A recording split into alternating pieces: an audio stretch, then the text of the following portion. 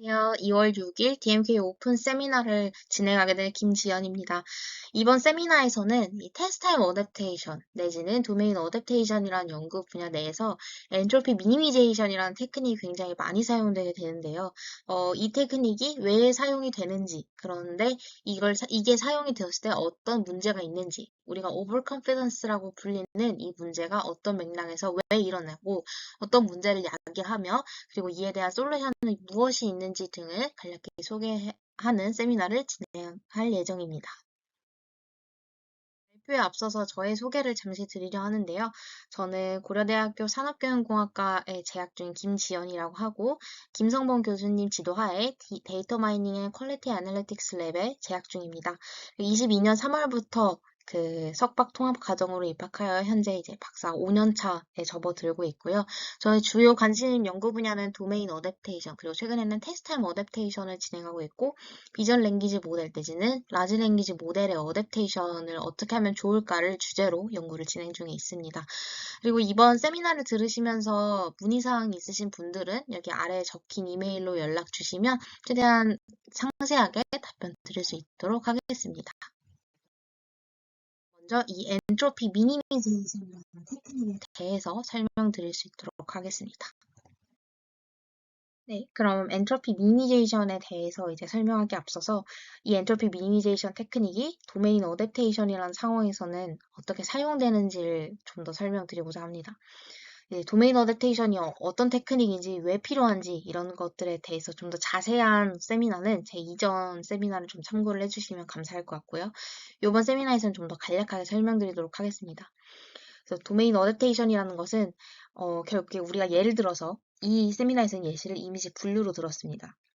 그래서 우리가 이미지 분류와 같은 어떤 문제를 푼다고 하였을 때 이 인공지능 모델이 우리가 이미지 분류를 위해서 학습시킨 이 인공지능 모델이 학습에서 본 그 데이터에서뿐만 아니라 새로운 분포의 어떤 대상 데이터에 대해서도 좋은 일반화 성능을 낼 수 있게끔 도와주는 것이 바로 도메인 어댑테이션 테크닉이라고 이해를 해주시면 되겠습니다. 그래서 우리가 보면은 우리가 이미지 분류를 위해서 이제 만든 이 인공지능 모델이 있다고 하였을 때 이 세미나 이 예시에서는 P라는 분포를 따르는 어떤 시계 이미지를 모아서 이미지 분류 태스크를 수행했습니다. 이렇게 지도학습을 수행한 것이죠. 그래서 이렇게 학습에 이용된 어떤 데이터를 모델의 원천 데이터라고 해서 소스 도메인이라고 부르게 됩니다. 근데 요 인공지능 모델이 진짜 정작 인퍼런스를 수행하면서 좋은 성능을 내야 되는 대상 데이터, 즉 우리가 타겟 데이터라고 부르는 요 대상 데이터를 보았는데 이것을 보니까 우리가 보았던 이 소스 데이터와는 분포가 좀 다릅니다. 그래서 보았더니 이 타겟 데이터는 P가 아니라 Q라는 분포를 따르는 어떤 그 도메인이었던 것이죠. 그래서 이번에 우리 인공지능 모델은 비록 P라는 분포에 있는 어떤 데이터에서 이제 수집되는 그 데이터에 의해서 이제 학습이 되었지만 이제는 요 타겟 데이터에 대해서 좋은 일반화 성능을 내야 됩니다. 이러한 어떤 문제를 코빌리어트 시프트가 일어난 어떤 문제라고 이렇게 말을 하게 되는데, 뭐 디스트리뷰션 시프트 분포가 변화했다, 뭐 도메인 시프트 도메인이 변화했다라고 표현을 하는데, 이렇게 X 데이터가 변화하는 경우에 우리는 보다 정확하게 코빌리어트 시프트가 일어났다라고 표현을 하게 됩니다. 그래서 이런 상황에서 우리는 어떻게 하면 타겟 데이터에 대한 일반성을 높일 수 있을까? 원래 학습에서 보지 못했던 데이터니까 이 모델은 잘 동작을 못할 수밖에 없거든요. 즉 다시 말해서 이렇게 쓰여 있는 이 타겟 에러가 굉장히 높은 편에 속합니다.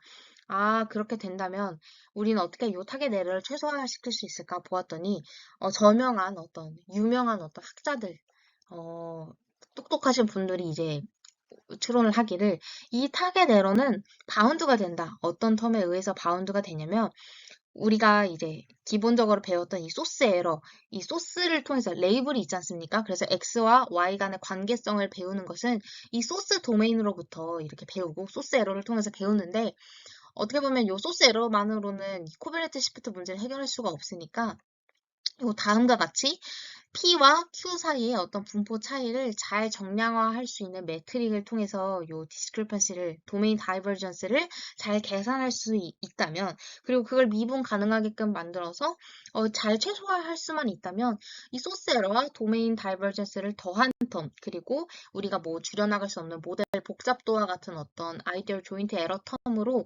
타겟 에러가 바운드가 된다.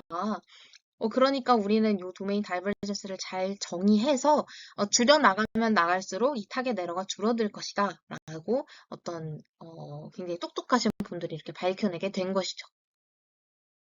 이걸 조금 더 어렵게 수식으로 이제 표현을 하면 다음과 같이 표현을 할 수가 있습니다. 그래서 우리가 최소화해야 될 어떤 목적 함수는 이 소스 도메인에서의 empirical loss와 두 분포 P와 Q 사이의 거리, 이 도메인 다이버전스의 합, 이 두 가지를 줄여나감으로써 우리가 타겟 에러를 최소화시킬 수가 있는 것이죠. 그래서 여기서 핵심 질문은 그렇다면 이 소스 도메인에 대한 엠피리컬 로스의 경우에는 크로스 엔트로피와 같은 슈퍼바이스드 러닝 로스로 쉽게 대체할 수 있는데 그렇다면 이 도메인 다이버전스를 어떻게 정의하고 분포 차이를 어떻게 정량화할 것인가 이게 좀 핵심 도메인 어택션 연구가 되겠습니다. 그렇다면 여기에 대해서 이제 이 부분을 좀 잘 줄여나가기 위해서 굉장히 다양한 접근법이 존재하는데, 제가, MMD, 내지는 Adversarial Training과 같은 여러 테크닉과 같은 경우에는 다른 세미나에서 이미 소개했으니까 이걸 생략하고, 오늘에서는 이 엔트로피 미니미제이션도 이 다이버전스를 간접적으로 줄이는 방법 중 하나인데, 대체 왜 그런지, 어떻게 줄일 수 있는지에 대해서 좀 소개를 드리고자 합니다. 그렇다면 어떻게 이 엔트로피 미니미제이션이 도메인 다이버전스를 줄여나갈 수 있다라는 걸까요? 이제 핵심 아이디어는 이렇습니다. 이 저희가 미리 학습해둔 요 소스 클래시파이어가 있는데 이 소스 클래시파이어 요 모델을 잘 고정한 상태에서 요 타겟 데이터에 대해서 이제 얼레이블 타겟 데이터가 들어오면 인퍼런스를 수행하고 예측 확률 분포를 다음과 같이 뽑아내게 되겠죠. 그래서 이 예측 확률 분포를 에 대한 엔트로피를 확 최소화해서 좀 더 이제 uncertainty가 낮아지게 만듭니다. 그래서 슬라이드 요 아래쪽을 보시면은 타겟 데이터에 대한 예측 분포가 처음엔 좀 불확실한 상태이지만 요 엔트로피 미니미제이션을 통해서 하나의 클래스, 첫 번째 클래스 1에 대한 자신감이 높은 확률이 하나의 클래스에 이제 높은 확률이 확 집중되는 방향으로 이제 학습되는 것을 확인해 보실 수가 있습니다. 그래서 여기에 대한 어떤 인사이트는 그러니까 원래 소스 도메인에서 학습한 어떤 모델을 이 타겟 도메인에 적용을 하게 되면은 어쨌든 소스의 피처 스페이스를 학습했기 때문에 이 타겟 도메인은 좀 분포 차이 때문에 그 디시전 바운더리 되게 근처에 애매하게 이제 위치를 하게 됩니다. 그래서 보이시는 바와 같이 처음에는 이제 불확실한 어떤 예측을 내놓게 되는데 너무 필연적으로 그렇게 된다는 거죠. 그래서 이거를 만약에 우리가 모델이 타겟 샘플에 대해서 어느 클래스로 좀 확신 있게 예측할 수 있도록 유도하게 된다면 그 디시전 바운더리 경계 근처에 있던 데이터 샘플들을 밀어내서 명확하게 이제 클래시파이어가 타겟을 잘 분리할 수 있도록 타겟에 대한 데이터 구조를 잘 배울 수 있도록 이제 반영하는 효과를 준다라는 것을 우리가 이제 확인해 볼 수가 있는 것입니다. 네, 그래서 이제 이런 컨피던트한 어떤 예측 값을 내놓기를 타겟 데이터에 대해서도 좀 자신감 있게 예측해서 불확실성을 줄이기를 바라는 마음에서 엔트로피 미니미제이션을 하는 건데 사실 우리가 바라는 것은 단순히 컨피던트한 예측 값이 아니라 어큐레이트한 프레딕션 값이 필요합니다. 말인즉슨 그냥 단순히 이제 자신감만 높으면 된다는 게 아닌 거죠. 그래서 실제로 선행 연구에서 근데 한번 이런 얼마나 정확한지 그리고 얼마나 엔트로피가 낮은지에 대한 그런 지표에 대한 어떤 상관성이 있는지를 분석하기 위해서 이렇게 실제로 이 상관관계를 계산한 적이 있습니다. 사이파 10, 사이파 100 커럽션 데이터의 셋에 대해서 이제 분석을 수행했는데 이 그래프는 엔트로피 미니미제이션의 어떤 타당성을 실험적으로 뒷받침하는 이제 그래프입니다. 그래서 보면은 이 엔트로피와 타겟 도메인에 대한 어떤 슈퍼바이스드 로스에 대한 그 값입니다. 그래서 로스가 높으면 높을수록 우리가 예측값이 실제값과 그라운드 트루스 값과 다른 것이고 낮으면 낮을수록 예측값과 그라운드 트루스 값이 다른 거죠. 그래서 보았더니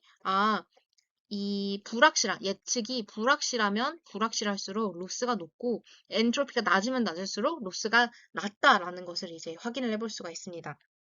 결국에 요 경향성을 통해서 우리가 알 수 있는 것은 모델이 타겟 도메인에 대해서 만약에 하이 컨피던스로 예측을 한다면 그 데이터에 대해서는 더 정확한 경향이 있다라는 그런 관찰을 좀 뒷받침하는 실험적인 결과라고 우리가 해석을 해볼 수가 있는 것이죠. 그래서 엔트로피를 만약에 우리가 줄여나가면 트레이닝 데이터나 뭐 추가적인 레이블 없이 이런 언스퍼바이스드 로스만으로도 어떤 시프트의 정도를 이 엔트로피로 가늠을 하고 이걸 잘 줄여나감으로써 모델의 성능을 일정 부분 개선할 수 있다는 것이 텐트의 핵심적인 주장 중 하나입니다. 더해서 왜 confident한 prediction이 successful adaptation을 나타내는가를 좀 더 추가적으로 우리가 밝히기 위해서 좀 더 부가 설명을 수행하도록 하겠습니다. 결국에는 우리가 이런 confident한 prediction을 만들고자 하는 것은 이미지 이 클래시피케이션 태스크를 푼다고 하였을 때 우리가 가장 기본적으로 가정하고 있는 어떤 클러스터 어썸션 이라는 그 가정에 기반을 하고 있기 때문에 이런 confident prediction을 만들어내는 것에 굉장히 집중을 하게 되는 것이죠. 그래서 이 클러스터 어썸션은 사실 세미 슈퍼바이스 러닝의 기본 가정이기도 한데 어떤 우리가 데이터가 딱 주어졌을 때 우리가 두 가지 클래스를 구분하는 문제를 푼다고 한다면 우리의 데이터는 이렇게 클래스별로 지들끼리 뭉쳐서 일종의 군집을 이제 형성하고 있다라는 것이 클러스터 어썸션이죠. 그러니까 클래스가 동일하면 비슷한 어떤 관측치 패턴을 가지고 있기 때문에 비슷한 애들끼리 이렇게 잘 뭉친다는 것입니다.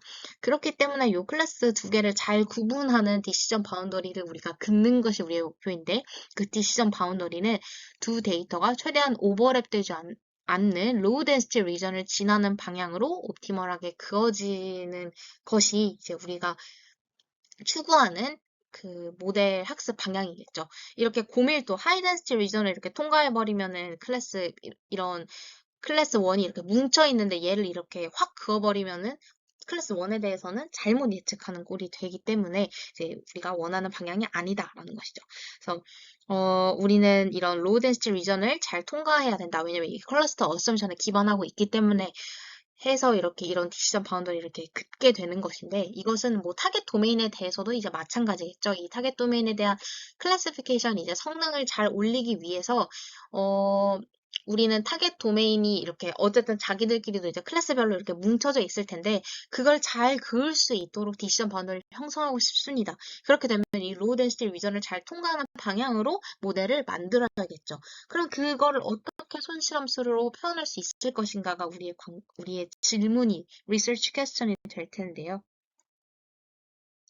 근데 요 리서치 퀘스천을 던지고 우리가 좋은 디시전 바운더리를 긋기 위해서 생각을 해보았을 때 여러 챌린지들이 있습니다. 일단은 로우 덴시티 리전을 추정하기 위해서는 데이터 밀도를 우리가 봐야 되는데 정확히 이 피처 스페이스 내에서 이 X 데이터들의 밀도가 어떤지를 아주 정확하게 추정하기가 매우 어려운 문제가 있죠. 그게 첫 번째 챌린지고 두 번째는 우리가 그 밀도를 다 계산을 했습니다. 근데 거기서 우리가 결정 관계를 뭐 딱 만들었는데 그 위치가 어느 부분인지도 이렇게 명시적으로 계산하기도 어려운 문제가 있죠. 근데 우리가 어떤 뛰어난 수학적 능력을 가지고 이 밀도와 결정경계 위치를 정확하게 계산을 할 수 있다 하더라도 이 옵티멀한 어떤 그 위치를 위해서 이제 결정경계를 이동하는 방향으로 학습을 수행을 해야 되는데 이런 그 목표값을 가지고 이렇게 이동하는 방향으로 계산을 하는 것이 업데이트를 하는 게 백프로파게이션을 통해서 우리가 학습을 시키잖아요. 근데 이 그 목적 함수를 만들었다 치더라도 이게 미분이 불가능하다면 우리가 실질적으로 그 딥러닝 모델을 학습하는데 좀 어려움이 있을 수 있다라는 것이죠. 그래서 이제 우리가 생각하기로를 우리가 디시전 바운더리를 그 목표치를 딱 이렇게 설정을 해두고 그걸 목적 함수로 만들기 좀 어렵겠구나. 그럼 어떻게 해야 될까 생각을 해봤더니 만약에 우리가 임의로 딱 이렇게 디시전 바운더리가 그어져 있었을 때 데이터 포인터들의 입장에서 좀 생각을 해보면은 얘가 디시전 바운더리 근처에 있으면 뭔가 예측이 불확실하고 좀 멀리 떨어져 있으면 예측이 확실해 할 텐데 그걸 근사하는 것이 예측 확률 분포의 엔트로피가 아닐까. 그렇다면은 우리가 디시전 바운더리 이동하는 것이 아니라 요 X 데이터의 어떤 엔트로피를 가지고 논다면 좀 더 자기들끼리 잘 뭉치게끔 만들어서 훨씬 더 예측 성능을 향상시킬 수 있지 않을까라고 관점을 좀 바꾸어서 생각을 해볼 수가 있는 것입니다. 그래서 이렇게 입력 X에 대해서 엔트로피, 예측 확률 분포에 대한 엔트로피를 낮추는 방향으로 중심으로 학습을 하면 우리가 원하는 이런 옵티멀한 클래시파이어를 얻는데 좀 성공할 수 있다라고 생각을 해볼 수가 있는 것이죠. 그래서 일반적으로는 우리가 이제 샤논 엔트로피를 이제 쓰게 되는데, 그래서 이 내용을 이제 소스 클래시파이어 관점에서 다시 해석을 해보면은, 소스 클래시파이어의 디시전 바운더리가 이미 이렇게 학습이 된 상태에서 우리가 타겟 데이터에 들어왔을 때를 이제 생각을 해보면요. 비록 요 타겟과 소스가 아주 이제 잘 뭉쳐져 있지는 않는다 하더라도, 요 타겟 데이터가 만약에 이 source trained classifier를 통해서 그 low entropy 예측을 생성하는 방향으로 이렇게, 본인들이 이렇게 뭉쳐진다면, 그러면 이제 타겟 피처가 클래시파이어가 이해할 수 있는 영역으로 성공적으로 이제 매핑되어 있다는 신호, 그런 시그널로 우리가 받아들일 수가 있는 것이죠. 그래서 즉 엔트로피 미니미제이션에 이 성공했다라는 것은 피처 얼라이먼트에도 성공을 했다라는 것을 의미하는 것으로도 해석을 해보고 받아들일 수가 있는 것입니다. 그렇기 때문에 우리가 이런 타겟 도메인을 소스 도메인에 좀 어댑테이션을 시키고자 할 때 이런 엔트로피 미니미제이션과 같은 목적 함수를 이용한다라는 것을 제가 이제 좀 길게 설명을 드릴 수가 있겠습니다. 네, 그래서 실제로 엔트로피 미니미제이션을 통해서 도메인 어댑테이션을 수행하고자 했던 연구에 대해서 이제 소개를 해드리고자 합니다. 그래서 배치 뉴클리엄 놈 맥시마이제이션이라는 어떤 논문, 줄여서 우리가 BNM이라고 불리는 논문인데, 꽤나 오래전에, 6년 전에 이제 CBPR에서 발표된 논문입니다. 근데 굉장히 오래전 논문임에도 불구하고 세미나에서 소개시켜 드리고 싶은 이유는, 우리가 엔트로피 미니미제이션을 왜 수행해야 되는지, 그런데 어떤 문제점이 있고, 그것을 어떻게 극복했는지에 대한 아주 마일스톤을 마련한 논문이라고 제가 생각이 들어서, 그런 부분에 대해서 좀 더 소개를 해드리고자, 이제 이번 세미나에서 다루게 되었습니다. 네. 그래서 엔트로피 미니미제이션에 대해서 우리가 왜 수행하는지에 대해서 지금까지 이제 쭉 이야기를 해 왔는데, 근데 사실, 이렇게 해서 그냥 도메인 어댑테이션이 딱 짠 됐습니다라고 한다면 지금까지 연구가 이루어지지 않았겠죠. 분명히 거기에도 한계점이 있으니까 여러 논문에서도 이런 문제점을 다 짚고 그것을 해결하는 솔루션들을 이제 제안을 해왔을 것입니다. 그래서 가장 중요한 사이드 이펙트를 한번 말하자면 바로 reduction of prediction diversity라고 말할 수가 있습니다. 그래서 우리가 왼쪽과 같은 어떤 그 상황에 있다라고 가정을 해봅시다. 그래서 이 색깔이 이제 클래스이고 이제 클래스가 이렇게 구분이 되는데 우리가 어떤 이유에서인지 이렇게 결정 경계 근처에 위치한 어떤 좀 언설턴한 샘플이 있다라고 해봅시다. 그럼 이 언설턴한 샘플을 엔트로피 미니미제이션을 통해서 다음과 같이 이렇게 좀 확연하게 이제 구분을 시키고자 하는 것이 우리의 어떤 바람 중에 하나겠죠.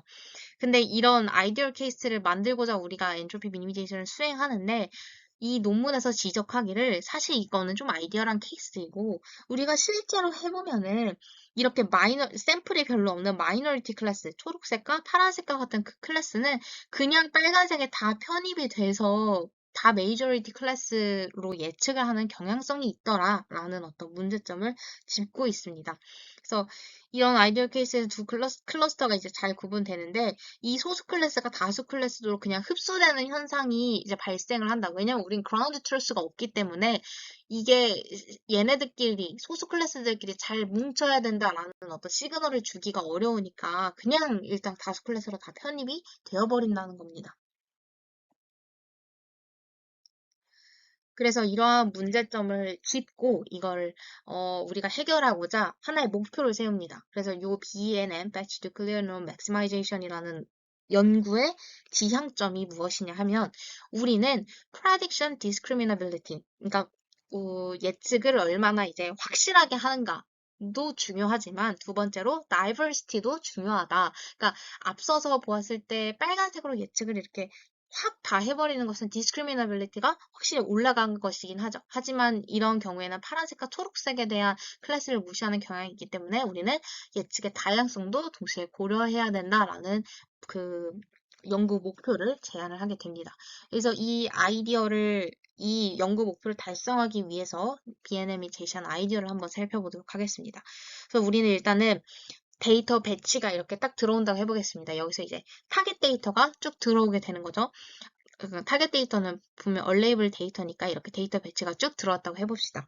그래서 여기 예시에서는 총 배치 내 4개의 이미지가 있고 이 예측 각각의 우리가 레이블은 알 수 없지만 각 레이블이 터틀과 캣 이렇게 두 가지 클래스로 이루어져 있다라고 가정을 해보겠습니다. 그러면은 이제 소스 클래시파이어에 의해서 이렇게 예측 확률 분포가 각 데이터마다 나오게 될 텐데 이 BNM이라는 알고리즘에서는 이 예측 확률 분포를 모아서 예측 확률을 모아서 배치 매트릭스 A라는 것을 이제 구성을 하게 됩니다.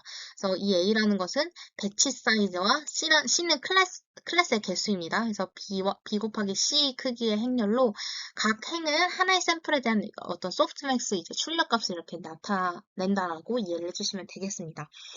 그래서 요 어떤 이제 이 행렬 값을 우리가 이제 얻을 수가 있게 되는데 이 값에서 우리는 요 행렬, 각 관측치마다 예측 확률 분포가 있는 요 행렬에서 예측의 어떤 discriminability를 올리는 것이 우선적인 목표 중 하나입니다. 그래서 그 목적을 달성하기 위해서 우리는 샤논 엔트로피를 미니마이제이션 할 수가 있는 것이죠.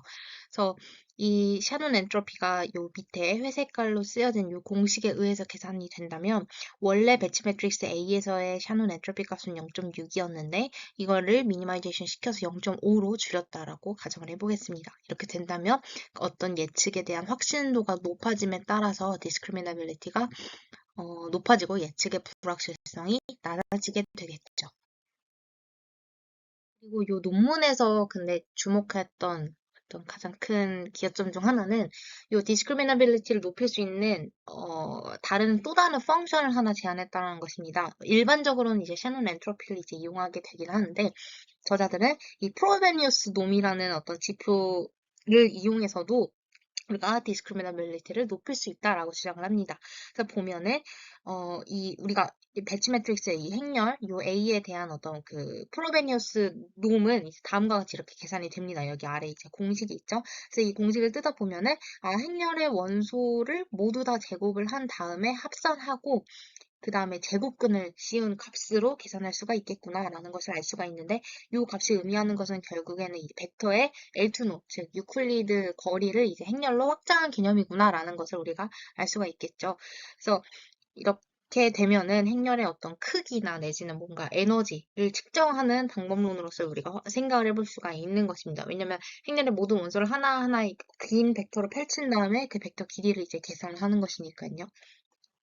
그래서 이걸 직접 계산을 해보면 원래 이제 배치 매트릭스 A에 대한 프로베니스 놈 결과와 요 샤논 엔트로피 미니미제이션을 한 이후에 어떤 프로베니스 놈을 계산을 해보면은 우리가 엔트로피 미니미제이션을 통해서 컨피던트한 예측 결과를 얻었을 때 이 프로베니스 놈이 더 커지는 그런 경향성이 있습니다.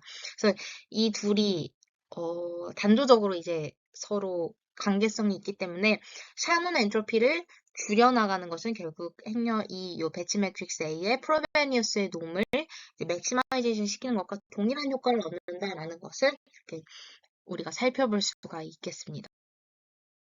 그래서 우리는 이제 디스크리미너빌리티를 높이기 위해서 프로베니우스 놈을 맥시마이제이션 하는 방향으로 이제 고려를 해볼 수가 있는데 이제 저자들이 이제 분석을 하기를 이 값을 우리가 최대한으로 그럼 어디까지 높일 수 있을지 우리가 생각을 해보았을 때 그 어퍼 바운드를 계산해 보면은 이렇게 배치 사이즈 B가 배치 사이즈거든요. 그래서 이 배치 사이즈의 루트를 씌운 값으로 바운딩이 된다라는 것을 이제 증명하게 됩니다. 그래서 아래와 같은 식을 통해서 유도해서 얻어낼 수가 있는데 뭐 요 복잡한 어떤 과정을 다 이해하지 않더라도 그냥 직관적으로 이제 생각을 해봤을 때 각 행이 만약에 1 아니면 0과 같이 어떤 원합 벡터로 이제 구성이 된다면 그렇게 하면 이제 각 행의 L2놈 이 벡터의 L2놈이 이제 최대가 되겠죠.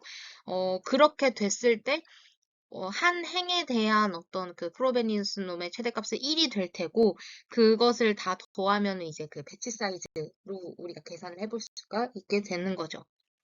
즉 원합 벡터의 구성이 될 정도로 컨피던트가 높아질 때 이제 프로베니우스 놈이 최대화가 되는 것입니다.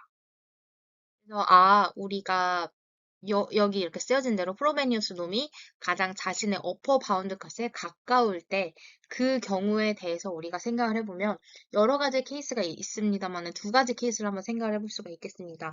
이러한 배치 매트릭스가 우리가 원하는 디스크리미너빌리티가 최대화가 되는 그 케이스가 두 가지가 있을 텐데 바로 첫 번째 케이스는 이렇게 터틀, 첫 번째 요 세 가지 관측치에 대해서는 1 아니면 0의 값을 이렇게 가지게 될 때, 그 확률 값을 내뱉을 때, 그리고 마지막 관측치에 대해서는 캣이라는 클래스에 대해서 1이라는 예측 확률을 내뱉을 때가 되겠고요. 두 번째 케이스는, 그렇지 않고 요 네 번째 클래스에 대해서도 원래는 기존에는 레이블이 캣이지만 터틀이라는 그 프레딕션을 에 대한 그 예측 확률을 1로 내뱉는 그 경우를 한번 생각을 해볼 수가 있겠습니다. 사실 우리가 원하는 것은 이 두 가지 케이스 모두 다 prediction discriminability가 최대화가 되는 경우라고 이제 우리가 이해를 해볼 수가 있겠습니다. 근데 우리가 원하는 것은 당연코 첫 번째 케이스가 되기를 이제 원하는 거죠.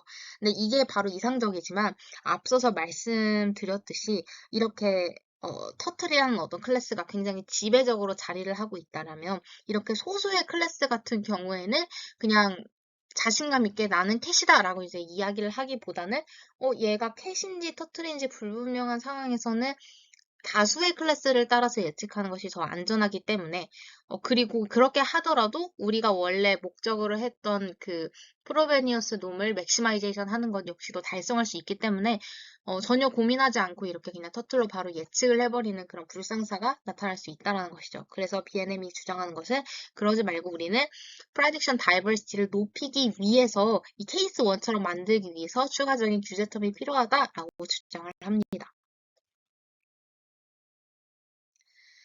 그래서 이 prediction diversity를 그러면은 어떻게 높일 수 있을까를 구분을 해보았을 때, 고민을 해보았을 때, 이제 첫 번째 케이스처럼 만들어야 되겠죠. 그래서 첫 번째 케이스처럼 어떻게 만들까라고 이제 생각을 해봤더니, 우리 이 행렬 이 A 값, 우리가 이상적으로 생각하는 이 경우에 대해서 이제 생각을 해보면, 이 행렬의 어떤 랭크를 이용해 볼 수도 있겠다라고 생각이 드는 겁니다. 그러니까 말인즉슨, 이렇게 특정 이제 클래스로 이제 예측을 한 터틀로 모두 다 예측을 한 이 행 같은 경우에는 이제 선형적으로 디펜던트하고 그렇지 않고 서로 다른 클래스를 예측했을 경우에는 선형적으로 인디펜던트 하겠죠. 그래서 이런 인디펜던트한 어떤 그 관측치 선형 독립적인 행 또는 열의 벡터의 최대 개수를 우리가 랭크라고 이제 이야기를 하잖아요. 그래서 이 행렬 안에서 랭크를 최대한 다양하게 만들 때, 더 크게 만들 때 우리가 prediction diversity를 높일 수 있구나. 그럼 랭크 값을 더 높이는 방향으로 우리가 학습을 하면 되겠구나라고 이해를 해볼 수가 있겠습니다.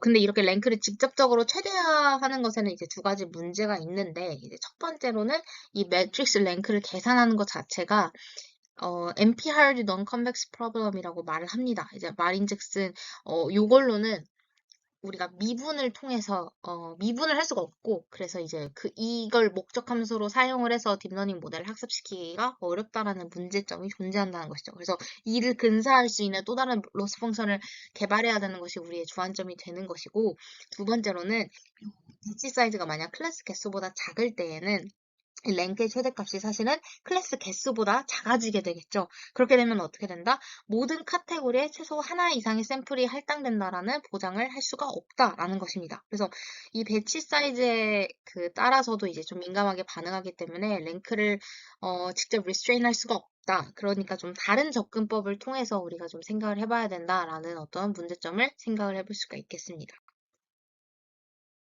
그래서 우리는 이제 고민을 하겠죠. 어떻게 하면 이 학년 A의 랭크를 이제 높일 수가 있을까? 근데 저자들이 이제 고민을 해봤는데, 문헌을 찾아냈습니다. 이제 제가 여기 세 번째 레퍼런스라고 달아놓은 요 논문을 이제 본인들이 이제 읽어보았는데, 이 논문에 따르면 어떤 행렬의 프로베니우스 놈이 1 이하일 때, 그 행렬의 랭크의 컨벡스 근사치는 그 행렬의 뉴클리얼 놈이 된다라는 것이 그 세 번째 이 레퍼런스에서 주장하는 바입니다. 다시 말해서 우리가 가지고 있는 요 행렬 A죠. 요 배치 매트릭스의 프로베니우스 놈이 1 이하일 때, 그러니까 1 이하일 때는 그 랭크에 우리 랭크를 근사할 수가 있는데 그 랭크가 바로 A의 뉴클리얼 놈이라는 값으로 우리가 치환해서 바라볼 수가 있다라는 것입니다.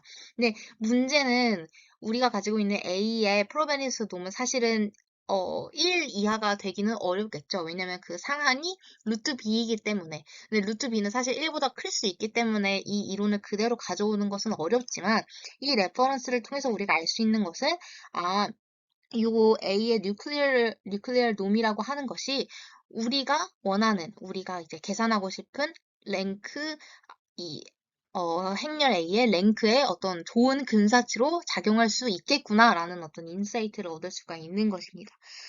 그리하여서, 우리는 랭크를 높이고 싶은데 그 대신에 A의 어떤 뉴클리얼 놈을 계산해서 이걸 최대화하는 방향으로 좀 고민을 해볼 수가 있겠다라고 생각의 어떤 관점을 이제 바꾸게 되는 거죠. 그래서 A의 행렬의 뉴클리온을 최대화하는 것을 통해서 A의 랭크를 높일 수가 있고 이로써 프레딕션 다이버시티를 증가시킬 수 있지 않을까라고 생각을 하게 되는 것입니다. 핵심 결과를 요약하면 우리는 두 가지 목표가 있었죠. 하나는 predictive discriminability를 높이는 거고 두 번째는 prediction diversity를 높이는 것이었습니다. 그래서 이 두 가지를 통해서 첫 번째로 discriminability를 높이기 위해서는 이제 프로베니우스 놈을 최대화하는 목적식을 통해서 사실 샤논 엔트로피 미니미제이션과 같은 효과를 낼 수가 있고 두 번째로는 이 뉴클리얼 놈을 최대화하는 것을 통해서 prediction diversity를 높이는 방향으로 우리가 목적식을 구성해 볼 수가 있겠습니다. 근데 여기서 그치는 것이 아니라 이 B&M의 저자들은 어떤 거를 또 추가적으로 발견했냐면 요 프로베니우스 놈과 뉴클리어 놈 간의 어떤 관계식을 계산을 하게 됐습니다. 그래서 그 관계식이 이제 보이시는 오른쪽에 보이는 바와 같은데요. 이 오른쪽에서는 어떤 것이 쓰여 있냐면 구체적으로 이제 살펴보면 여기 왼쪽에 쓰여져 있는 것이 이제 뉴클리어 룸이죠. 이 뉴클리어 룸이 프로베니우스 놈에 의해서 바운드가 된다라는 것을 선행 연구를 통해서 이제 계산을 하게 되는 것입니다. 그래서 쭉쭉쭉 이제 공식을 따라가다 보면은 이 뉴클리어 룸이 B라는 값과 배치 사이즈를 곱한 것에 루트를 취한 것에 바운드 되는구나 라는 것을 이제 알아내게 됩니다. 여기서 이제 D 같은 경우에는 배치 사이즈와 클래스 개수 중에서 더 작은 값을 의미를 하게 되는 거죠. 그러니까 일종의 상수값입니다. 그래서 이것에 의해서 우리가 살펴보면은 앞서서 이 D는 상수값이라서 우리가 이제 무시를 하고 살펴본다면은 요 루트 B라는 것은 사실 프로베니어스 놈의 어떤 상한값이었잖아요.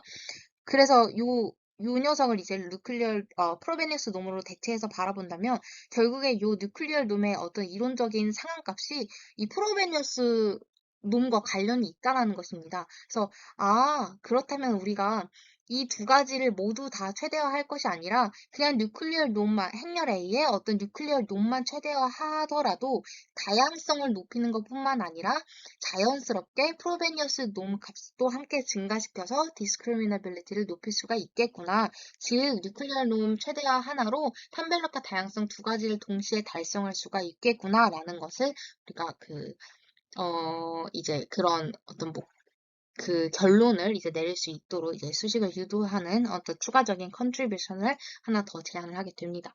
단순히 우리가 근데 만약에 이제 프로베니우스 놈만 우리가 높이게 되면은 사실 요 뉴클리어 놈 자체는 고려를 하지 않기 때문에 그냥 이제 특이값만 증가를 하고 랭크를 증가시키는 것으로는 연결되지 못해서 다양성을 보장할 수는 없겠죠. 그래서 요 뉴클리어 놈을 이렇게 최대화해서 자연스럽게 프로베니우스 놈도 높이는 방향으로 목적식을 구성해야 된다라는 것입니다.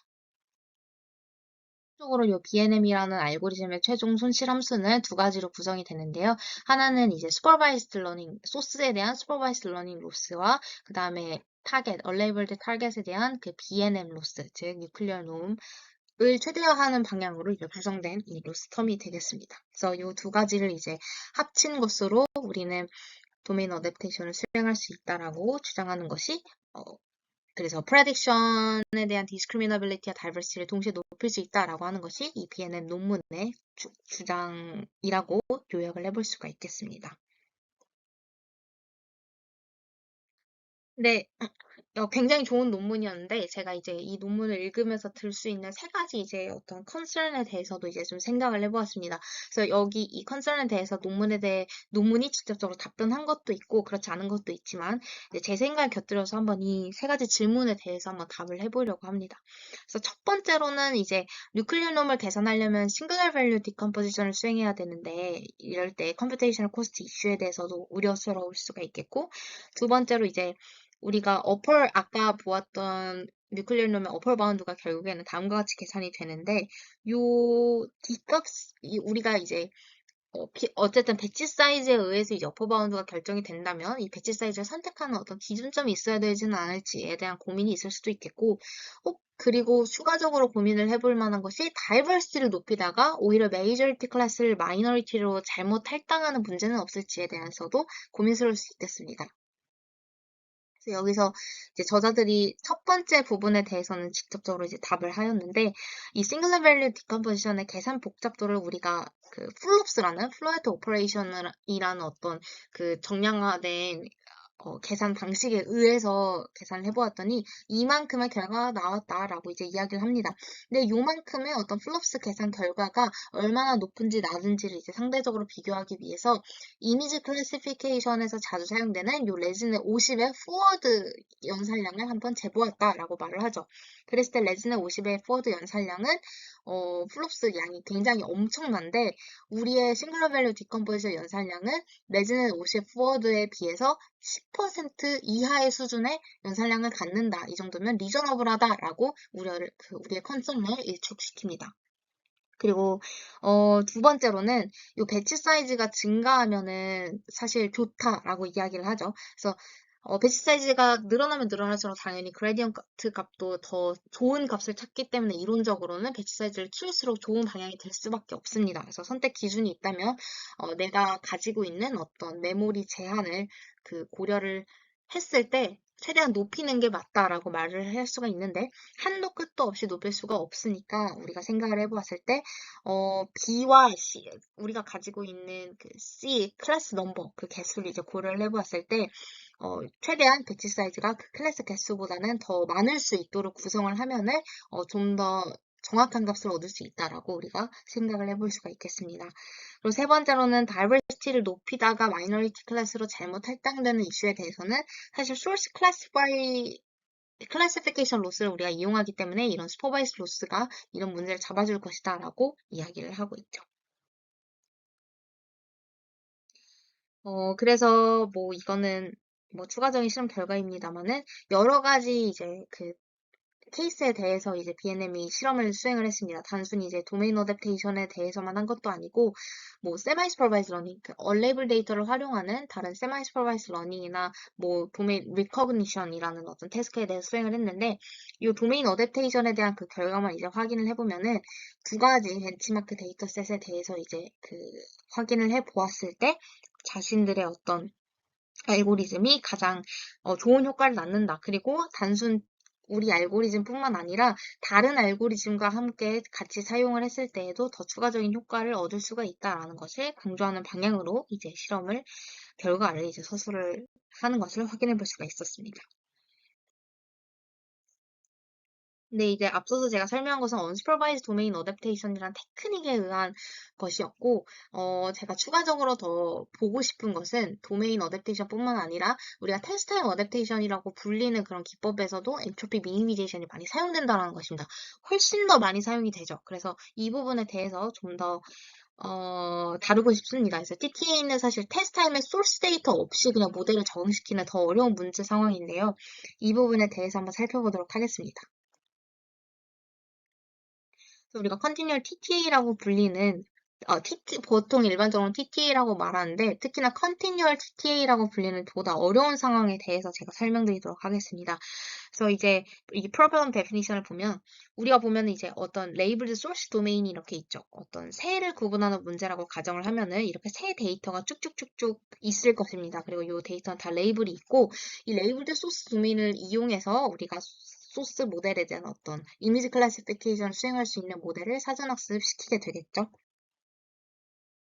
그리고 그 이후에 테스트 타임에 어떻게 이 모델이 이제 임플레멘테이션이 되냐면 이 모델이 배포될 때 이렇게 데이터가 한 장 한 장 이렇게 들어오게 되면서 프레딕션을 수행하게 되는 것입니다. 여기서 이제 중요한 것은 온라인 프레딕션을 수행한다는 것인데 첫 번째 샘플이 이렇게 들어오고 두 번째 샘플이 그 나중에 들어오고 이렇게 샘플이 순차적으로 타임 스텝에 따라서 들어오면은 그때그때마다 이제 프레딕션을 내뱉는 그런 구조가 된다는 것입니다.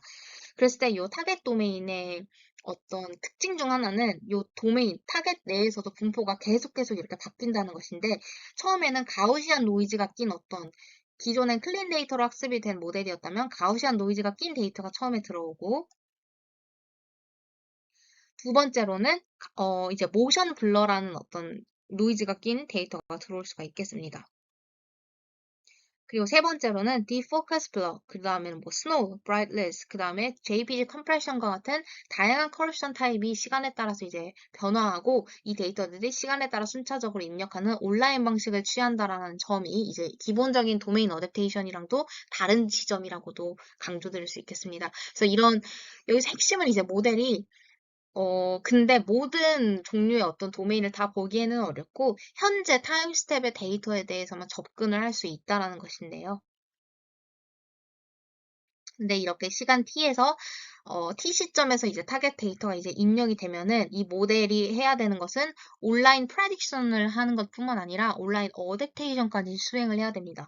다시 말해서 t에서 t 플러스 1 시점으로 이제 파라미터가 이렇게 변화를 할때 내가 지금 본 요 데이터에 대해서 적응을 수행하고, 그리고 그 다음 데이터에 대해서도 적응을 이제 수행하는 방식으로 지속적으로 이제 어댑테이션을 수행하는 점도 이제 원래 우리가 보았던 unsupervised 도메인 어댑테이션 상황과 좀 다른 보다 챌린징한 상황을 풀어내게 되는 것이 Continual TTA의 핵심이라고 볼 수가 있겠죠. 그래서 일반적으로는 어떻게 하느냐? 사실 레이블도 없어서 바로바로 파인 튜닝 하기도 어려운 이 상황에서, 기본적인 원래의 어떤 TTA 방식들은 사실 어댑테이션을 셀프 트레이닝 방식으로 이제 수행을 하게 됩니다. 그래서 뭐, 기존의 엔트로피 미니마이제이션을 수행하는 것이 가장 티피컬한 방식이 되겠고, 그렇지 않으면 수도 레이블을 통해서 다시 한번 셀프 트레이닝을 수행하는 방식이 이제 또 다른 접근법이 될 수가 있겠습니다.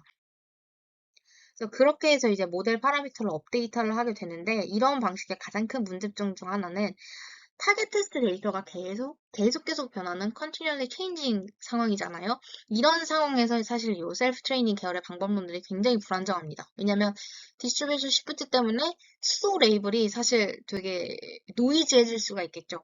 뭐 예를 들어서 이 새를 예측해야 되는 요 태스크인데, 펭귄, 새, 바나나라는 어떤 세 가지 클래스 중에서 처음에 모델이 너무 헷갈려서 얘를 펭귄이라고 예측했다라고 해보겠습니다. 그러면은 이미 어댑테이션이 잘못돼서 파라미터가 잘못된 방향으로 업데이트가 됐는데, 그 다음에는 예측을 했더니 이번에는 바나나라고 예측을 해서 또 다시 또 잘못된 방향으로 이제 업데이트를 해본다고 해보겠습니다. 그렇게 된다면 에러가 계속 이렇게 누적이 돼서 결국에는 좋은 방향으로 모델을 업데이트 할 수가 없겠죠. 수도 레이블 자체가 굉장히 노이즈하고, 어떻게 보면 엔트로피 미니미제이션만 계속 시키다 보면 잘못된 예측을 컨피던트하게 예측하는 오버 컨피던스 문제도 발생하기 때문에 이런 에러가 누적될 위험에 더 노출되기가 쉬운 문제점이 있습니다.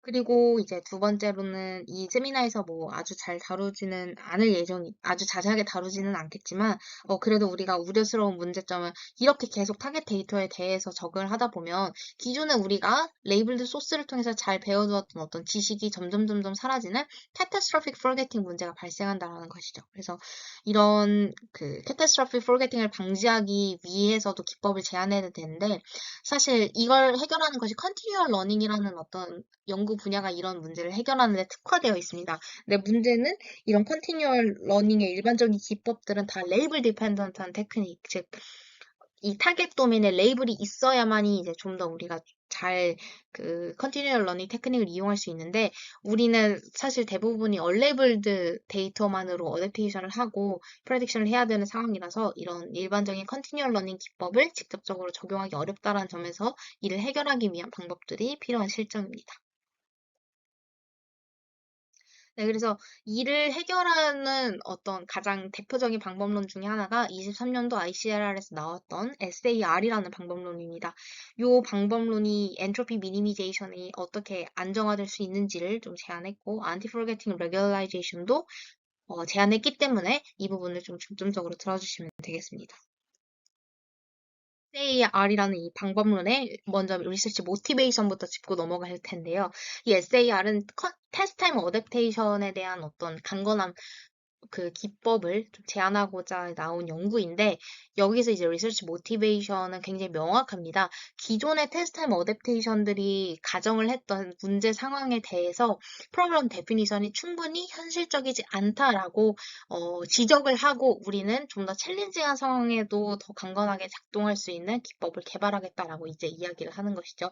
그래서 이 도표를 보시면은 첫 번째 행이 기존에 우리가 테스트 타임 어댑테이션을 할 때 가정했던 프로그램 데피니션 상황이고 두 번째 행은 그렇지 않은 와일드 TTA 상황에서 좀 더 챌린징한 시나리오에서는 이럴 수도 있다라는 것을 이제 SAR이라는 방법론에서 저자들이 주장하는 걸 정의를 해낸 것이죠. 그래서 보시면 가장 첫 번째로는 아까 우리는 이제 여러 데이터들이 이제 순차적으로 T 시점에서 수집이 된다라고 하였을 때 뭐 그때 그 데이터들은 다 동일한 도메인에서 동일한 분포에서 수출된 데이터들이 순차적으로 이제 수집이 될 것이다라고 이제 가정을 하고 있습니다. 근데 이 타겟 도메인이 뭐 극단적으로 말하자면 아주 쉬운 상황에서는 동일한 완전히 이제 하나의 분포에서 추출된 데이터가 쭉쭉쭉쭉 들어오는 상황을 상정할 수가 있겠죠. 그게 일반적인 테스트 앤 어댑테이션의 사실 방법론 중 하나인데 이렇게 좀 더 챌린징한 상황에서는 앞서서 제가 보여드렸던 예시와 같이 T 시점에 따라서 수집이 되는 시점에 따라서 도메인이 매번 바뀔 수도 있고 그리고 요 배치 뭉터기로 이렇게 들어오게 될 경우에 이 미니 배치 안에 있는 데이터 샘플이 서로 다른 분포에서 이제 수출된 믹스된 형태로 수집이 될 수도 있다는 것입니다. 그래서 이런 믹스 도메인 시프트를 해결하기 위한 그 방법론이 왜 필요하느냐라고 하면 기존의 텐트라는 테스트 타임 어댑테이션 기법을 적용했을 때 어큐러시가 42.6에서 2.3%로 뚝 떨어지기 때문에 이러한 문제 상황을 고려할 필요가 있다라는 것을 이제 역설하는 것이죠. 그리고 두 번째로는 우리는 앞서서 이제 배치 샘플을 이제 그냥 가져올 수 있다라고 말을 하지만 온라인 스트림 상황에서는 앞서서 제가 보여드렸던 예시와 같이 딱 하나의 한 장의 데이터만 이렇게 쭉 수집이 될 수도 있습니다. 이게 훨씬 더 또 현실적이라고 볼 수가 있겠죠. 그래서 하나의 데이터만 이렇게 들어오게 될 때에는 모델 파라미터를 업데이트할 때 좀 노이즈해질 수가 있으니까 어큐러시가 뚝 떨어지는 스몰 웨이트 사이즈에서는 그 성능이 테스트 타임 어댑테이션의 효과가 극히 낮아지는 그런 현상도 관찰할 수가 있었습니다. 그리고 세 번째로는 온라인 임밸런스 레이블 디스트리뷰션 시프트에 관한 것인데요. 우리가 배치 뭉터기가 들어온다고 하였을 때 그 배치 내에는 여러 가지 클래스의 골고루 동일한 균일한 그 분포로 이제 구성되어 있다라고 우리가 가정을 하게 됩니다. 근데 이런 상황에서는 알고리즘이 잘 동작할 수가 있지만 그렇지 않은 상황이 훨씬 더 프랙티컬하다라는 것이죠. 그러니까 랜덤으로 이렇게 배치가 이렇게 딱 들어올 때 거기 안에는 특정 클래스에 대한 데이터만 이렇게 편향되게 있을 수가 있고 마이너리티 클래스에 대해서는 우리가 좀 고려를 하지 않은 상태로 이제 좀 더 가정을 했다라는 것이죠. 그렇게 해서 이렇게 데이터 안에 레이블 시프트가 존재하는 경우에는 마찬가지로 테스트 어큐러시가 뚝 떨어지는 문제점이 있다. 그렇기 때문에 이런 와일드 테스트 세팅에서도 테스트 타임 어댑테이션을 안정화하는 것이 여전히 오픈 퀘스천이다라고 지적을 하고 있습니다. 그리고 기존의 테스트 타임 어댑테이션 시나리오에서는 이렇게 엔트로피 미니미제이션을 이제 수행을 하는 데 있어서 소스 모델의 모든 파라미터를 다 업데이트하는 것이 아니라 배치 노멀라이제이션 레이어를 업데이트하는 것을 이제 일반적인 관례로 삼고 있습니다. 왜냐하면 요 배치 노멀라이제이션에서의 어파인 파라미터라고 불리는 그 값들이 사실 그 도메인의 어떤 특성을 잘 반영하고 있다라는 것이 사전에 좀 알려졌기 때문에 그런 배치 노멀라이제이션 레이어를 건드리는 것이 일반적인 관례인데 SAR이라는 방법론에서 주장하는 것은 그렇게 하게 되면은 사실 이런 믹스드 도메인 뭐 샘플이나 작은 배치 사이즈 그리고 특정 레이블에 치중된 이런 와일드한 세팅에서는 이 배치 통계량을 우리가 계산하기 위해서 그 어떤 그 계산된 값을 사용하게 되면은 이 추정 값이 정말 신뢰성이 있느냐라는 물음에 답변하기가 어려워진다는 것입니다. 그러니까 요 세 가지의 문제점 모두 다 배치 통계량의 신뢰성을 떨어뜨리는 요인이다라고 지적을 하는 것이죠.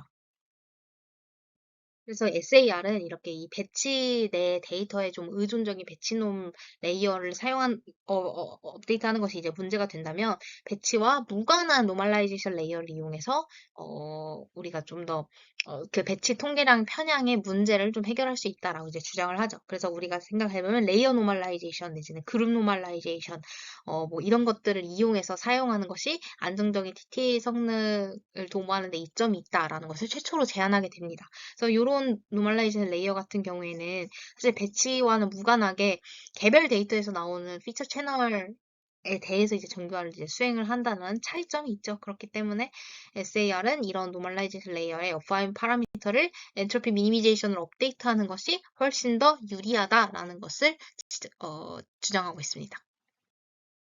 근데 SAR이라는 이 방법론에서 지적을 하는 것은 이렇게 그룹 노멀라이제이션 레이어와 레이어 노멀라이제이션 레이어와 같은 그런 배치 어그노스틱 레이어를 이용해서 엔트로피 미니미제이션으로 업데이트를 하는 것만으로는 사실 충분치 않다라는 것을 이제 지적을 합니다. 우리가 어느 정도 솔루션을 제안했지만 그 솔루션이 만능은 아니다. 왜냐하면 우리가 일전에 살펴본 것처럼 엔트로피 미니마이제이션은 프라딕션에 대한 디스크리미너빌리티를 높일 수는 있어도 그 다이버시티까지는 함께 높이지 못하는 문제가 있었습니다.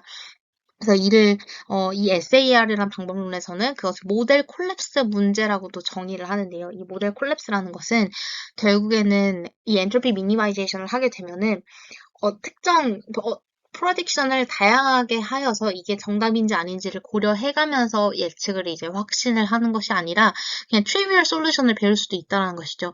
프레딕션 다이버시티를 전혀 신경 쓰지 않고 특정 값, 이 예측이 정답이냐 아니냐를 전혀 신경 쓰지 않고 하나의 값으로만 그냥 아주 확신 있게 예측을 해버리면은 단순히 그냥 엔트로피는 미니마이제이션 되는 겁니다. 그래서 이렇게 그냥 하나의 예측 클래스로만 쭉 찍어버리는 문제. 이거는 모델이 더 이상 내가 건강하게 학습을 하지 않겠다라는 거죠. 그냥 엔트로피만을 줄이는 방향으로, 어떻게 보면 학습의 지름길을 찾았다, 트리비얼 솔루션을 찾았다라고 설명할 수가 있는 것이죠. 그래서 이렇게 학습을 포기해버리는 현상을 우리가 모델 콜랩스 현상이라고 이제 이해를 해볼 수가 있고요. 이 그림을 보시면 레벨 3와 레벨 5 같은 경우는 도메인 시프트 레벨입니다. 그래서 레벨 3는 도메인 시프트 레벨이 어느 정도 낮은 것인데 이런 경우에는 사실 엔트로피 미니마이제이션을 해도 괜찮더라. 그렇게까지 콜랩스가 이루어지진 않는데 프레딕티드 클래스가 여러 가지가 있더라. 한 1000개는 잘 예측하더라. 근데 이런 도메인 시프트가 커지면 커질수록 이 프레딕션 클래스가 처음에는 좀 다양하다가 이 다이버시티가 확 줄어서 어느 순간 쉬운 예측을 할 수 있는 특정 클래스로 다 예측을 해버리는 그런 경향이 있더라라는 어떤 문제점을 이렇게 시각화를 통해서 나타나게 되는 것입니다. 그래서 이렇게 시프트 레벨이 올라갈수록 모델 콜랩스가 일어날 확률이 높은데 이 왜 그런지를 좀 우리가 잘 분석해서 이를 해결할 수 있는 방법을 고민을 해보아야겠다라는 것이 SAR의 주요 리서치 모티베이션이라고 할 수가 있겠습니다.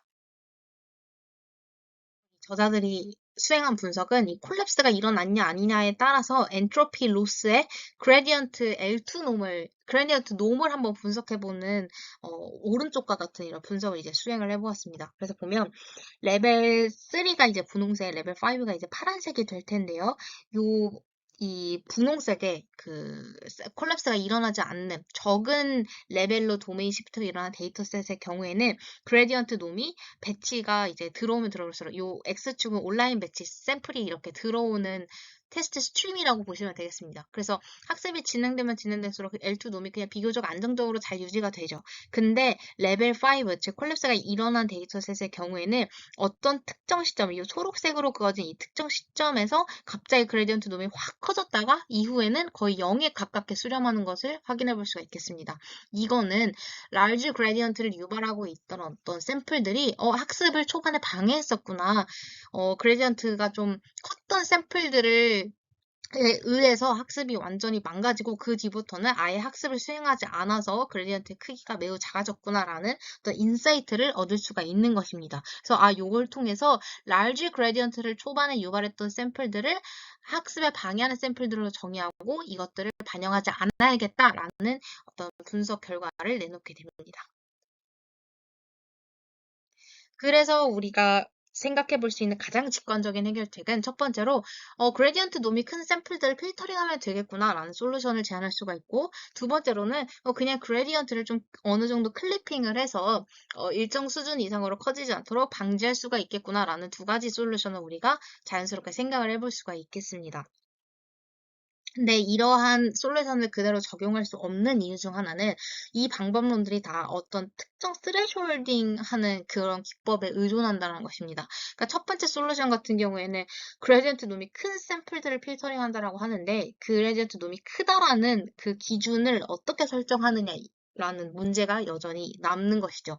왜냐하면 같은 데이터셋에서도 어떤 모델을 사용하느냐에 따라서 그레디언트가 달라지고 그리고 데이터셋마다도 이제 모델이 동일한 모델이라 하더라도 어떤 데이터셋을 처리하느냐에 따라서 이 그레디언트가 달라지기 때문에 이걸 바운드하기가 굉장히 어렵다는 것입니다. 그리고 그레디언트 클리핑을 수행하는 것도 이 클리핑을 그럼 어디까지 높아지지 않게 할 건데라는 그 기준점을 설정하는 문제가 여전히 남아있기 때문에 두 가지 솔루션은 제너럴한 방법론으로 이어질 수가 없다라는 문제점이 있습니다. 그래서 이제 던져보는 리서치 퀘스천은 그 핵심적인 이제 발견 중 하나는 그레디언트 놈과 엔트로피 간의 그 관계성, 이 상관관계를 통해서 어떤 핵심적인 발견을 해볼 수가 있습니다. 그래서 이 시각화 결과를 보시면은 이 엔트로피와 그레디언트 놈 간의 어떤 스캐터 플롯을 그려보면은 영역을 4개로 구분할 수 있다라고 저자들은 말을 합니다. 그래서 보면은 이 그 세 번째 에리아 그 4개의 영역으로 나누는데 일단 첫 번째로 이 에리아 3 같은 경우에는 엔트로피도 낮은 축에 속하고 그다음에 그레디언트 놈도 굉장히 작은 릴라이어블한 샘플이라고 볼 수가 있겠습니다. 그래서 우리가 원하는 것은 이 에리아 3에 대한 샘플을 잘 셀렉션하는 전략을 좀 잘 고민해 볼 수가 있겠죠. 그래서 이런 경우에는 일단은 그레디언트 놈 같은 경우에는 직접적으로 우리가 다루기 어려우니까 엔트로피 기준으로 이제 필터링을 해서 이렇게 특정 스레숄드에 의해서 좀 낮은 엔트로피가 좀 낮은 애들을 잘 골라내는 것으로 세 번째 에리아 존에 있는 샘플들을 잘 걸러낼 수가 있을 것입니다. 그리고 이런 엔트로피 스레숄드를 통해서 이렇게 뚝 자르게 되면은 자연스럽게 에리아 1과 에리아 2와 같은 어떤 샘플들도 다 제거를 하게 되는데요. 이러한 경우에서는 사실 엔트로피가 굉장히 높고 그다음에 에리아 1 같은 경우는 심지어 large gradient를 가지고 있기 때문에 굉장히 unreliable 하고요. 에리아 2는 그레디언트 놈은 비록 작아도 엔트로피가 높은 애들은 사실 우리가 예측이 확실하다고 믿기가 어려우니까 여전히 still unreliable하다고 할 수가 있겠습니다. 그래서 특정 스레숄드에 의해서 이렇게 샘플들을 걸러내는 방법을 첫 번째로 생각을 해볼 수가 있겠습니다. 그래서 우리가 원하는 것은 이 에리아 3만 남기는 것인데요. 근데 문제는 이렇게 엔트로피만 가지고 스레숄딩하는 기법을 통해서는 에리아 4에 대한 샘플들은 필터링 해내기가 어려운 문제가 있습니다. 그래서 이런 애들은 사실 엔트로피가 아무리 작다고 해도 그레디언트 놈이 크기 때문에 우리가 얘네를 릴라이어블 하다라고 판정하기가 좀 어렵다라는 문제가 있죠. 그래서 이러한 노이지한 샘플들을 어떻게 걸러낼 수 있는가가 핵심적인 리서치 퀘스천이 되겠습니다. 여기서 이제 저자들은 그러면 억지로 이런 에리아 4에 있는 아이들을 필터링 해내는 것이 좀 어렵다면 그래서 억지 기준을 이렇게 세우는 것보다는 우리가 모델이 이런 그레디언트 놈이 좀 크다 하더라도 얘네 너무 파라미터가 휙휙 바뀌지 않도록 인센시티브하게 만드는 것이 어떨까라는 제가 물음을 던집니다. 그러니까 아까는 그레디언트 놈이 이제 크면 클수록 이런 노이즈한 샘플들 때문에 영향을 많이 받아서 파라미터가 훅훅 바뀌고 그래서 모델이 컬랩스되는 문제가 있었는데 이런 샘플들은 결국에는 좀 그래도 수가 적을 테니까 최대한 이런 애들한테 영향을 덜 받도록 모델을 좀 더 로버스트하게 만들자라는 아이디어를 제안하게 되는 것이죠. 그러면 이러한 그레디언트에 어떻게 영향을 덜 받게 만들 수 있을까라고 해보면 구체적인 방법은 엔트로피 로스 서페이스 자체를 좀 플랫하게 만드는 방법을 이제 생각을 해볼 수가 있는 것입니다. 그래서 이 플랫 미니멈 같은 경우에는 노이즈하거나 좀 큰 그레디언트를 가진 어떤 샘플들이 되게 로버스트하다라는 어떤 특징이 있는데요. 이를 가능하게끔 하는 것이 이제 SAR이라는 방법론이 있습니다. 그래서 이 SAR은 이 플랫한 영역에서는 이 로스 서페이스를 이렇게 그려보았을 때 플랫한 영역에서는 파라미터가 크게 바뀌지가 않겠죠. 로스가 개변하지도 않겠고 그래서 이렇게 로스 서페이스를 이렇게 딱 시각화를 해보면은 좀 더 샬프한 로스 랜드스케이프를 가지는 이 텐트에 비해서 SAR이라는 이 방법론이 훨씬 더 파란색 영역이 더 많아서 좀 더 플랫한 랜드스케이프를 우리가 가질 수 있게끔 만들 것이다 라고 실제로 만들어냈다라는 것을 이렇게 주장을 하고 있습니다. 이로써 이제 모델 로스가 좀 급변하지 않도록 도와주는 어떤 그런 기법을 이렇게 마련을 하게 되는 것이죠.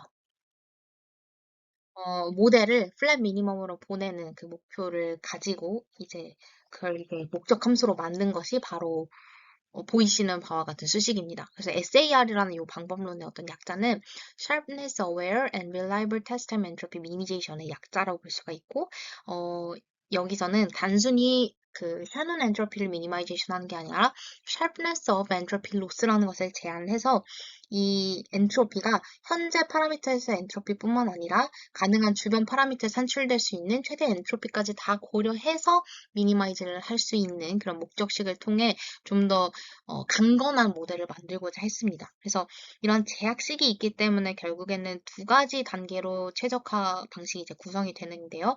우리가 본질적으로 해야 되는 요 아우터 미니마이제이션의 경우에는 이제 미니미제이션이고 이제 이너 맥시마이제이션 이렇게 두 가지로 이루어지고 있습니다. 그래서 먼저 요 이너 맥시마이제이션부터 우리가 살펴보면은 이 수식이 의미하는 바는 우리가 현재 가지고 있는 이 파라미터 세타에서 그 로우만큼의 어떤 반경 안에서 엔트로피를 최대로 키울 수 있는 방향이 뭘까?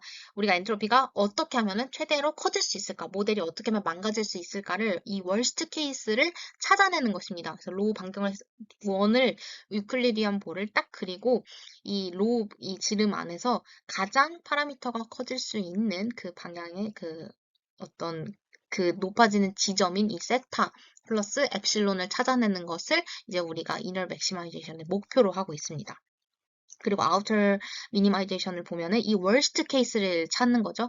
이 월스트 케이스에서 만약에 우리가 엔트로피를 이제 최소화한다면 하는 것인데 이 경우에 대해서 우리가 이제 최소를 하면 직관적으로 최악의 케이스, 월스트 케이스에서도 엔트로피가 낮아질 수 있도록 학습을 하라라는 방향으로 이렇게 목적 함수를 이제 구성을 할 수 있게 되는 것이죠.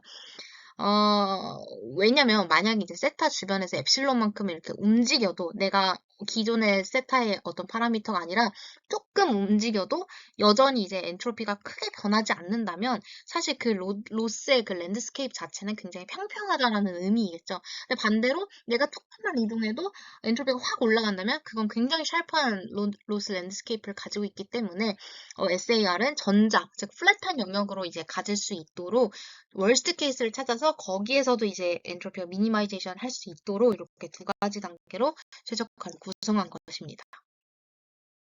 그래서 이제 실제로 이너 맥시마이제이션 어떻게 푸는지를 한번 볼 텐데 여기 이 노란색 그러니까 보라색으로 강조되고 노란색으로 강조된 요 영역을 보시면 요 EX 세미콜론 세타 플러스 엡실론 요것의 맥스를 이제 직접 우리가 구해야 되는데 사실 이걸 풀기는 굉장히 어렵습니다. 왜냐면 비선형 함수의 constraint optimization이기 때문에 이걸 직접 구할 수는 없기는 굉장히 어렵고 대신 그래서 이 SAR의 저자들은 SAM이라는 어떤 방법론에서 제안했던 그 아이디어를 차용해서 이거를 이너 옵티미제이션을 이제 풀어 나갑니다. 그래서 SAM이라는 방법론에서는 어떤 그 기법을 제안했냐면 First Order Taylor Expansion 기법을 이용해서 이걸 풀 수 있다라고 이제 이야기를 하죠. 그래서 이 아이디어는 요 EX 세미콜론 세타 플러스 엡실론을 세타 지점에서 1차 테일러 전개를 하는 것으로 이제 관점을 이제 바꾸게 되는 것입니다. 그래서 함수 fx 플러스 h를 fx 더하기 h 곱하기 f 프라임 x로 근사하는 것과 이제 좀 같은 원리라고 우리가 이제 생각을 해볼 수가 있겠습니다. 그래서 전개하면은 이 세타 더하기 엡실론 트랜스포즈 곱하기 세타에서 이의 그레디언트가 되는 것으로 우리가 이제 이 First Order Taylor Expansion을 통해서 우리가 정리를 해낼 수가 있고요. 여기서 첫 번째 항인 이 세타는 현재 세타에서의 엔트로피를 이제 의미를 하는데 엡실론에 대해서는 이제 상수입니다. 왜냐면 엡실론을 바꿔도 이 값은 변하지가 않으니까요. 따라서 이 상수항을 빼면은 우리가 최대화해야 될 것은 엡실론 트랜스포즈 곱하기 그레디언트, 즉 퍼터베이션 엡실론과 엔트로피 그레디언트의 내적만 남게 되는 상황입니다. 그래서 이렇게 정리하면은 복잡했던 어떤 inner maximization problem이 L2 놈이 로우 이하인 벡터 엡실론 중에서 그레디언트와의 내적이 최대가 되는 엡실론을 찾아라 라는 아주 깔끔한 문제로 바꿔서 우리가 정리를 해볼 수가 있겠습니다. 수식이 계속 이제 이어지게 되는데, 이제 두 벡터의 내적, 엡실론 트랜스포즈 곱하기 그레디언트 2를 최대화하려는 어떤 문제를 우리가 이제 또 풀어야 되는 것입니다. 그래서 앞선 그 문제를 이제 우리가 테일러 전개를 통해서 엘투놈이 로우 이하인 엡실론 중에서 그레디언트와의 내적을 이제 최대화하는 엡실론을 찾는 문제로 우리가 그 어떤 문제 상황을 좀 간소화시켰는데, 이렇게 단순화하는 것을 이제 살펴보니까, 이거는 듀얼 논 문제의 해를 구하는 것이네, 라고 알게 된 거죠. 그래서 가장 기본적인 어떤 수학 원리에서 이제 출발을 하게 되는데, 두 벡터의 내적은 두 벡터가 같은 방향을 가리킬 때 최대가 되죠. 그래서 이것이 코시-슈바르츠 부등식이 이제 말해주는 것인데, 엡실론 트랜스포즈 곱하기 그레디언트 2는 엡실론의 L2놈 곱하기 그레디언트 2의 L2놈 이하이고, 이 등호 조건은 엡실론이 그레디언트 2와 같은 방향일 때 이제 성립을 하게 됩니다. 그래서 그러면 엡실론은 알파 곱하기 그레디언트 2 형태가 되어야 하는데, 여기서 알파는 양수, 그 비례상수이기 때문에 비례상수라는 점을 이제 좀 감안해 주셔야 되고, 이제 제약 조건인 엡실론의 L2놈이 로 이하라는 것도 이제 만족을 해야 되는데, 이때 내적을 최대화하려면 엡실론의 크기가 클수록 좋으니 그 경계, 즉 엡실론의 L2놈이 정확히 로가 되는 지점에서 최대값을 달성하게 됩니다. 그래서 이를 대입하게 되면은 알파 곱하기 그레디언트 2의 L2놈이 로가 되기 때문에 알파는 로 나누기 그레디언트 2의 L2놈이 되는 것이죠. 그래서 최종 결과를 이제 정리를 하게 되면은 엡실론 헷 세타는 로 곱하기 그레디언트 2 나누기 그레디언트 2의 L2 놈이다라고 우리가 그 수식을 정리를 해볼 수가 있겠습니다. 그래서 제가 지금까지 수식을 이렇게 쭉쭉쭉 설명을 했는데, 결국에는 이제 요약해서 정리를 하자면 매우 직관적입니다. 해석은 이 그레디언트의 방향으로 정확히 로우만큼 이동하는 것이 엔트로피를 가장 크게 키우는 펄터베이션이다 라는 뜻이라는 거죠. 왜냐면 그레디언트의 방향이 로스가 가장 가파르게 증가하는 방향이니까 어떻게 보면 당연한 결과이기도 하는 거죠. 그래서 참고로 이제 슬라이드에서 이제 sin of gradient 2 곱하기 절대값 gradient 2라는 표현을 제가 이렇게 썼는데, 이건 gradient 2와 수학적으로 동일하다라는 점을 좀 참고해 주시면 좋겠습니다. 왜냐면 이제 gradient 방향과 그 크기로 이제 이걸 명시적으로 분해한 형태인데, 컴퓨터 연산할 때 수치적인 안정성을 위해서 이렇게 표현한 것이니까 이를 감안해 주시면 감사하겠습니다.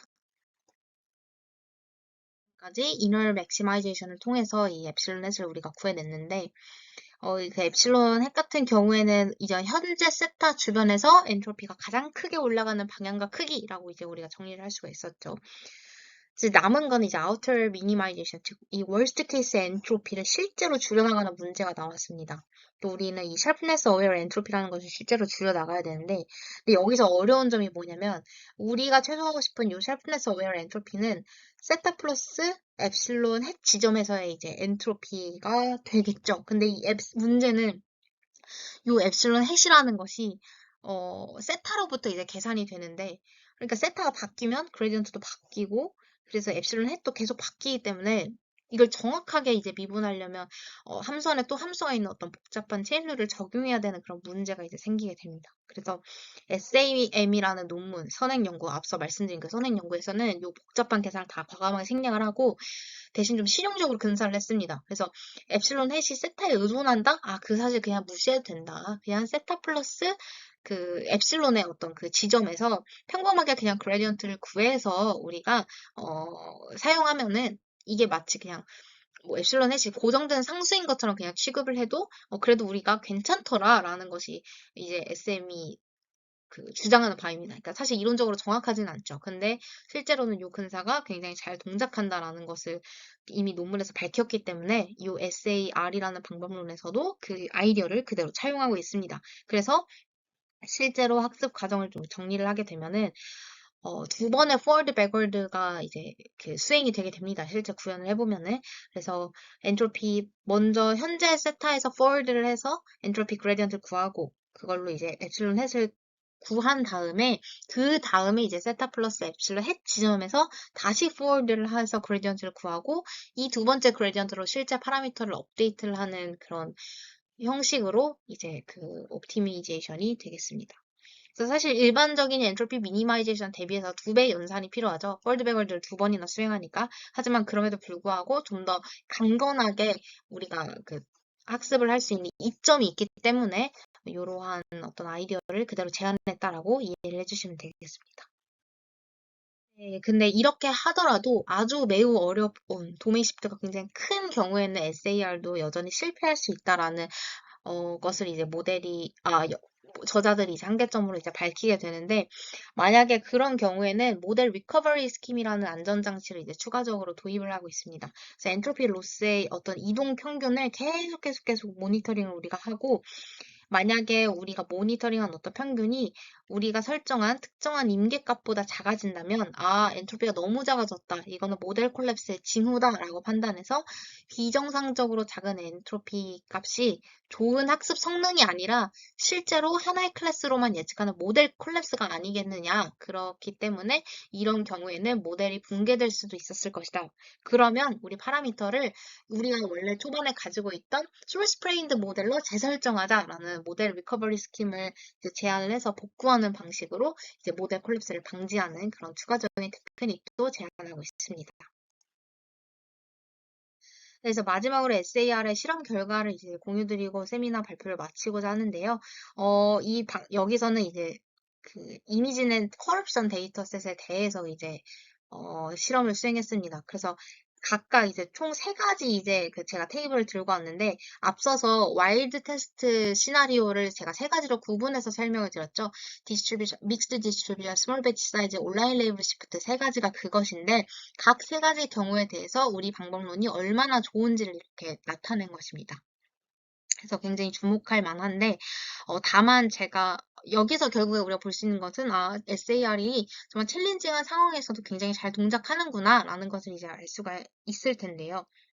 근데 제가 여기서 좀 아쉬웠던 것은 이 실험에서는 세 가지 와일드 시나리오를 모두 다 종합적으로 고려한 것은 아니라서, 이 부분에 대해서 또 잘 동작한다는 걸 보여줬으면 어땠을까라는 라는 게 조금 아쉬웠던 점 중 하나입니다.